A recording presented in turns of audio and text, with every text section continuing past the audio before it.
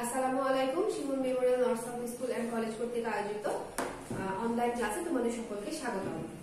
আমি মির্জা শান্তিনী ইয়াসমিন, সহকারী শিক্ষক, Shimul memorial north south school and college. আশা করি তোমরা এই করোনাকালীন পরিস্থিতিতে প্রত্যেকে সুস্থ আছো এবং ভালো আছো।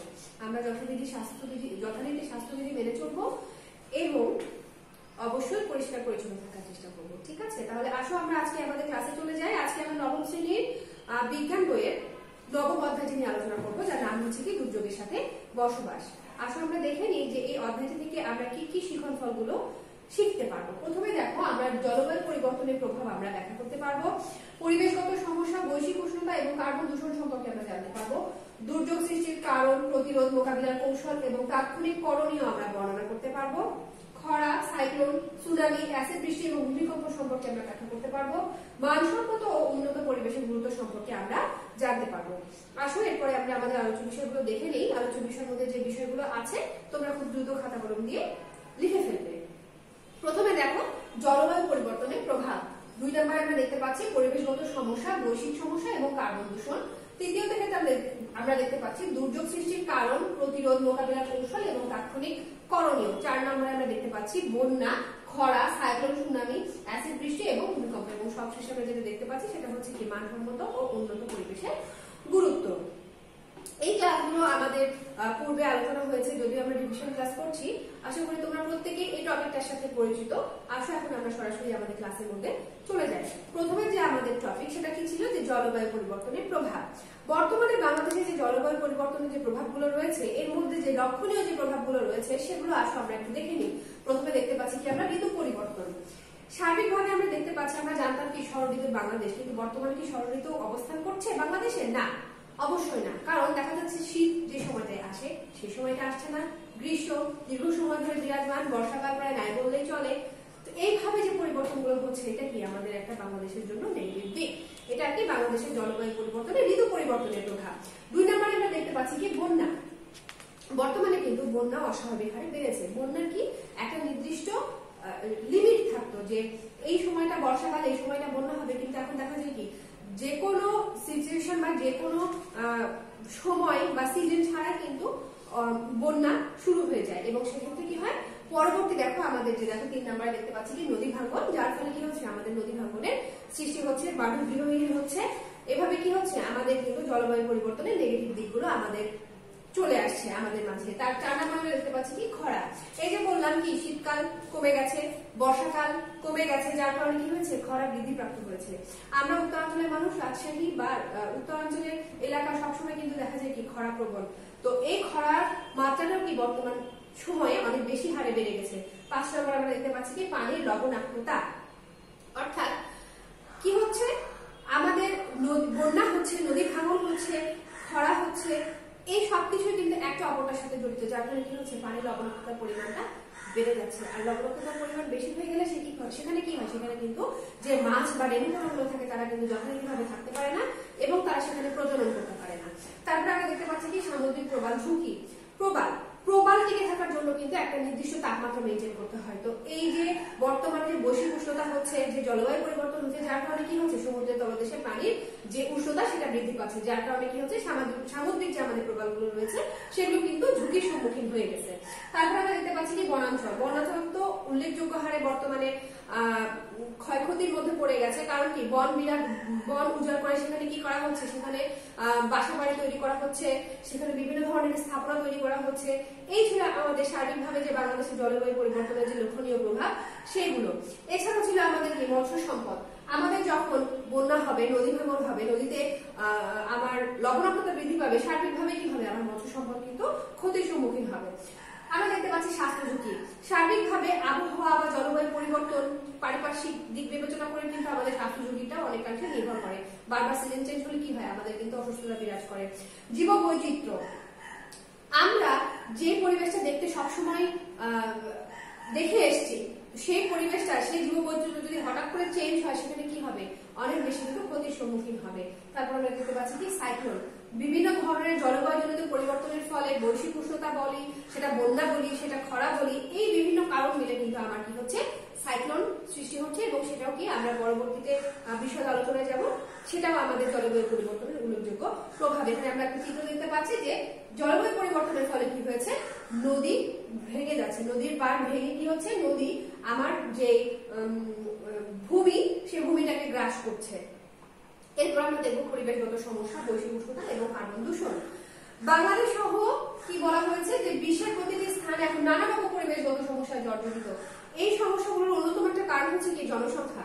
কারণ জনসংখ্যা বৃদ্ধির ফলে কি হচ্ছে, মানুষ তার খাবারের চাহিদার জন্য সে কি করছে, সে বিভিন্ন ধরনের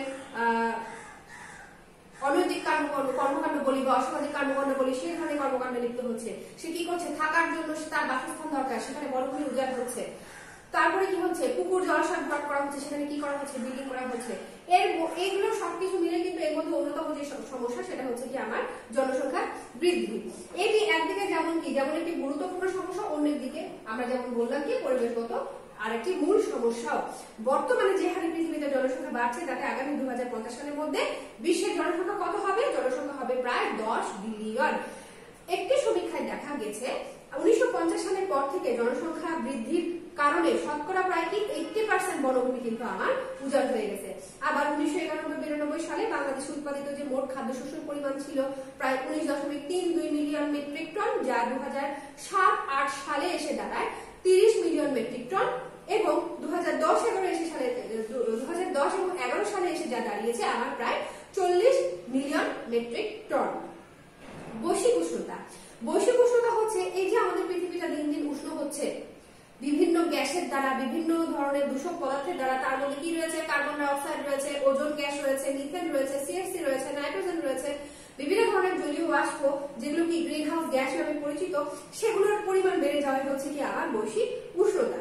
এই গ্যাসগুলো কোথা থেকে আসে, গ্যাসগুলো মূলত কিন্তু যানবাহন থেকে আসে, আমার শিল্প কারখানা থেকে আসে, আমাদের বাসা বাড়িতে যে আবার বিভিন্ন ধরনের প্রতিষ্ঠানে আমরা যে শীতাতপ নিয়ন্ত্রিত যন্ত্র বা এসি ব্যবহার করছি, সেখান থেকে আমরা যে ফ্রিজ ব্যবহার করছি, সেই ফ্রিজ থেকে কিন্তু এই ধরনের গ্যাসগুলো কিন্তু নির্গত হয়। এছাড়াও কিছু প্রাকৃতিক কারণ রয়েছে, এগুলোর মধ্যে কি কি দেখো, যে আগ্নেয়গিরির আগ্নেয়োৎপাত, দাবানল, গবাদি পশু মলমূত্র, প্রাকৃতিক ভাবে গাছপালার ক্ষয় ইত্যাদিও কিন্তু আমার বৈশ্বিক উষ্ণতার মধ্যে পড়ে। এরপরে আমরা দেখতে পাচ্ছি কি কার্বন দূষণ। বায়ুমণ্ডলে কি কার্বন ডাই অক্সাইডের কিন্তু একটা নির্দিষ্ট পরিমাণ রয়েছে, সেই পরিমাণের চাইতে যখন সেখানে কার্বন ডাই অক্সাইডের পরিমাণটা অনেক বেশি হারে বেড়ে যাবে, সেটাই হচ্ছে কি আমার কার্বন দূষণ। আর আমরা আগেই পূর্বের আলোচনার মধ্যে দেখতে পেলাম কি যে বিভিন্ন ধরনের যানবাহন বা বিভিন্ন ধরনের দূষক পদার্থের মধ্যে দিয়ে কি হচ্ছে, আমাদের পারিপার্শ্বিক পরিবেশে কিন্তু কার্বন ডাই অক্সাইডের পরিমাণটা যথেষ্ট পরিমাণে কিন্তু বৃদ্ধি পাচ্ছে। এর ফলশ্রুতিতে যেগুলো হচ্ছে আমরা দেখতে পাচ্ছি কি বন্যার একটা চিত্র আমরা দেখতে পাচ্ছি। বন্যা হলে কি হয়, মানুষ কিন্তু গৃহহীন হয়ে পড়ে, মানুষের মধ্যে পানিবাহিত বিভিন্ন ধরনের রোগ দেখা দেয়, খাদ্য শস্যের অভাব দেখা যায়, খাবারের অভাব দেখা দেয়, এবং অনেক ক্ষেত্রে কি হয়, অনেক কিন্তু প্রাণহানিও আমাদের ঘটে থাকে। 2 নম্বরে আমরা দেখতে পাচ্ছি কি খরা। এটা একটা ফসল ফলানো মাঠের চিত্র, যেখানে আমাদের সবসময় ফসল ফলানো হয়। খরার সময় কি হয়েছে, এতটাই পানি শূন্য হয়ে গেছে, মাটির স্তর এতটাই বেশি কমে গেছে যে সেখানে আমরা দেখতে পাচ্ছি কি মাছগুলো পুরোটা ফেটে আমার চৌচির হয়ে গেছে, এবং সেখানে কি পানির স্তর এতটাই কম যে আমার কোনোভাবেই সেখানে কিন্তু গাছপালা জন্মানো সম্ভব না। সেক্ষেত্রে কি খরা আবার আর একটা জিনিস কি, যে বাংলাদেশের প্রেক্ষাপটে একটা নির্দিষ্ট সময় পর আমরা যেটাকে খরা বলি, বিভিন্ন দেশ কিন্তু বিভিন্ন নামে তাদের খরার যে সময়কাল সেটাকে চিহ্নিত করে থাকে। যেমন রাশিয়া একভাবে চিহ্নিত করে থাকে, যুক্তরাষ্ট্র একভাবে চিহ্নিত করে থাকে, বিভিন্ন দেশ বিভিন্ন ভাবে কিন্তু খরাকে চিহ্নিত করে থাকে। তাদের একটা বৃষ্টিপাতের একটা পরিমাপ থাকে, সেই পরিমাপের বাইরে যে যখন সেটার কম বা বেশি হয়, সেই ক্ষেত্রটাকে তারা আংশিক খরা বা খরা হিসেবে চিহ্নিত করে থাকে। আমরা আরেকটা চিত্রের মধ্যে দেখতে পাচ্ছি কি এটাও একটা খরা প্রবণ এলাকার দৃশ্য, যেখানে কি ফসল ফলানোর অনুপযোগী একটা মাঠ। খরা হলে কি হয়, আমাদের খাদ্যশস্যের একদিকে ঘাটতি দেখা দেয়, আমাদের যে কৃষক তাদের খাবারের সংকট দেখা যায়, এবং অর্থনৈতিক সংকট গুলো দেখা দেয়। আমরা দেখতে পাচ্ছি এরপরে একটা সাইক্লোন বা যেটাকে আমরা বাংলায় বলি ঘূর্ণিঝড়ের চিত্র। এটাও কি আমাদের পরিবেশগত বা জলবায়ুগত সমস্যার আর একটা দিক হচ্ছে কি ঘূর্ণিঝড়। যদিও স্বাভাবিকভাবে আমাদের দেখা যায় কি যে এপ্রিল মাস যেখানে কি হয় ঘূর্ণিঝড় হয়ে থাকে, কিন্তু দেখা যায় অনেক ক্ষেত্রে ঝড় বা হঠাৎ করে বিভিন্ন ধরনের জলবায়ু পরিবর্তনের জন্য কিন্তু দেখা যায় কি সমুদ্রের মাঝে ঘূর্ণিঝড়ের সৃষ্টি হয়, তখন সেটাকে আমরা কি বলি সাইক্লোন বলে চিহ্নিত করে থাকি। তো এই ঝড়গুলো কিন্তু আমাদের জনজীবনে বিভিন্ন বিশেষ করে প্রভাব বিস্তার করে, বিশেষ করে যারা আমাদের গ্রামাঞ্চলে থাকে বা এই ধরনের আমাদের যে সমুদ্র বা নদী উপকূলে থাকে তাদের জন্য কিন্তু এই সমস্যাগুলো বেশ ক্ষতির কারণ হয়ে দাঁড়ায়। একদিকে খাদ্যাভাব দেখা যায়, আর একদিকে বাসস্থান সংকট, হ্যাঁ, চিকিৎসা, বিভিন্ন ধরনের অসুখ, এই সবগুলো কিন্তু আমাদের সাইক্লোনের বা ঘূর্ণিঝড় কি করে, ক্ষতি করে থাকে আমাদের। এরপর আমরা দেখতে পাচ্ছি কি সুনামি। আচ্ছা, সুনামি অর্থ হচ্ছে বন্দরের ঢেউ। এইটা একটা জাপানি শব্দ। মূলত দেখো সুনামি কখন হয়, স্বাভাবিকভাবে কিন্তু সুনামি কখনো বোঝা যায় না যে সেখানে সুনামি সংঘটিত হতে পারে, কারণ সমুদ্রের তলদেশে যখন হঠাৎ করে ভূমিকম্প হয়, ভূমিকম্প হওয়ার ফলে কি হয়, আমাদের ভূপৃষ্ঠের নিচে যে টেকটনিক প্লেট গুলো থাকে সেগুলো যখন নড়ে চড়ে বসে তখন কি হয়, এই ভূমিকম্পটা সৃষ্টি হওয়ার ফলে সুনামি সৃষ্টি হয়। অর্থাৎ সুনামি মানেই আমাকে ধরে নিতে হবে কি সমুদ্রের তলদেশে ভূমিকম্প। ভূমিকম্প হওয়ার ফলে কি হচ্ছে দেখো, সেইখানকার আমাদের পানি খুব অনেক উচ্চতায় সে কি করছে, আমাদের শহরের মধ্যে বা লোকালয়ে প্রবেশ করছে এবং অনেক বেশি ক্ষয়ক্ষতির কারণ হয়ে দাঁড়ায়। আমরা এখানে আরেকটা চিত্র দিয়ে বুঝতে পারছি কি যে সমুদ্রের তীরবর্তী যেই স্থাপনাগুলো রয়েছে সেগুলো সম্পূর্ণ কিন্তু পানি দ্বারা গ্রাস করে নিচ্ছে। সুতরাং সুনামি আমাদের জন্য কি অনেক বেশি ভয়াবহ এবং ক্ষতির একটি দুর্যোগ। এরপরে আমরা দেখতে পাচ্ছি কি অ্যাসিড বৃষ্টি।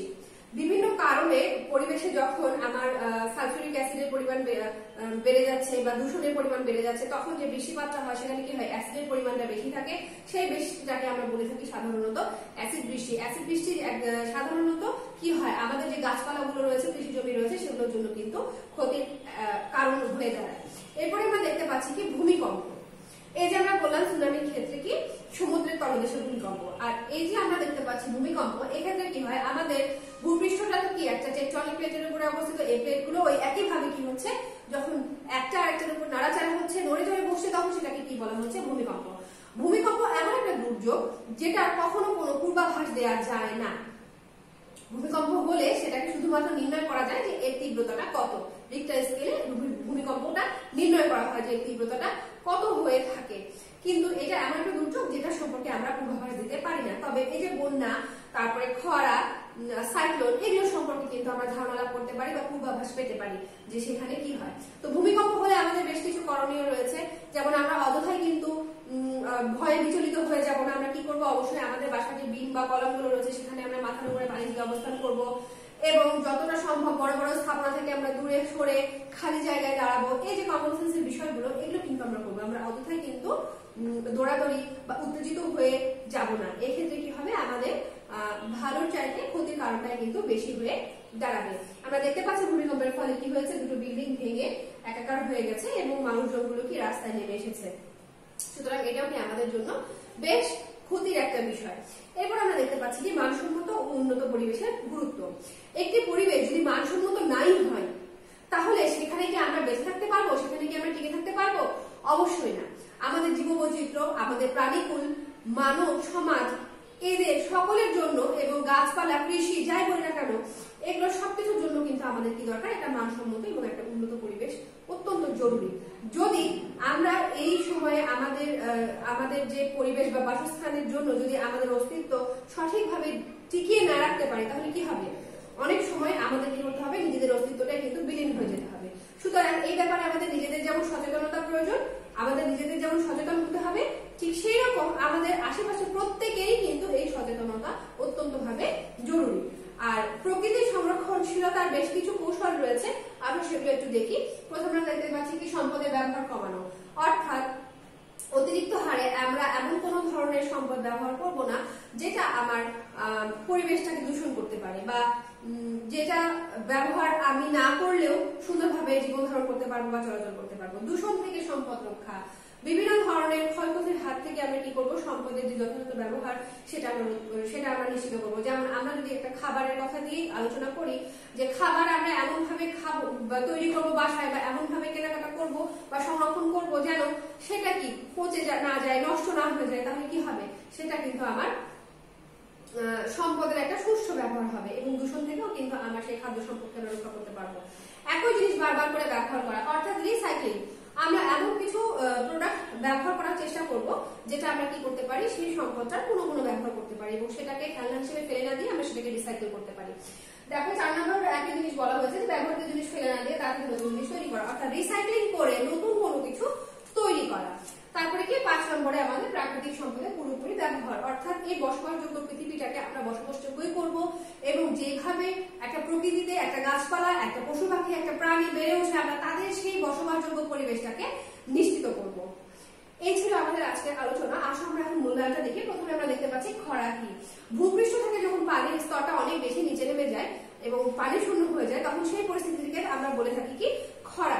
বৈশ্বিক উষ্ণতা বলতে কি বুঝবো? সাধারণত আমাদের বৈশ্বিক উষ্ণতা গুলো হচ্ছে জলবায়ু পরিবর্তনের ফলে বিভিন্ন ধরনের আমাদের যে পরিবর্তনগুলো হয়ে থাকে, যেমন কি প্রাকৃতিক পরিবর্তন, আমার নদী ভাঙন, আমার হচ্ছে বিভিন্ন ধরনের যে দূষকযুক্ত যে গ্যাস, সেই গ্যাসগুলো দ্বারা যে আমার পৃথিবীটা দিন দিন উষ্ণ থেকে উষ্ণতর হচ্ছে, এটা কি সার্বিকভাবে আমার বৈশ্বিক উষ্ণতা।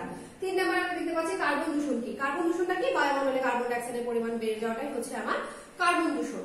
মানসম্মত উন্নত পরিবেশের প্রয়োজনীয়তা ব্যাখ্যা করো। আমরা সর্বশেষে যে আলোচনাটা করলাম যে আমার বসবাসযোগ্য পরিবেশ আমাকেই তৈরি করতে হবে। জনসচেতনতা যেমন প্রয়োজন, পাশাপাশি আমাদের নিজেদেরও সচেতন হতে হবে যেন আমরা নিজেরাই আমাদের মানসম্মত এবং উন্নত পরিবেশকে আমরা রক্ষা করতে পারি এবং গড়ে তুলতে পারি। আগামী দিন রিভিশন চকলেস 2য় অধ্যায়ের উপরে, যার নাম হচ্ছে কি জীবনের জন্য পানি। তোমরা সকলে বাসায় ভালোভাবে চর্চা করবে। সকলকে অসংখ্য ধন্যবাদ জানিয়ে আমি ক্লাস শেষ করছি।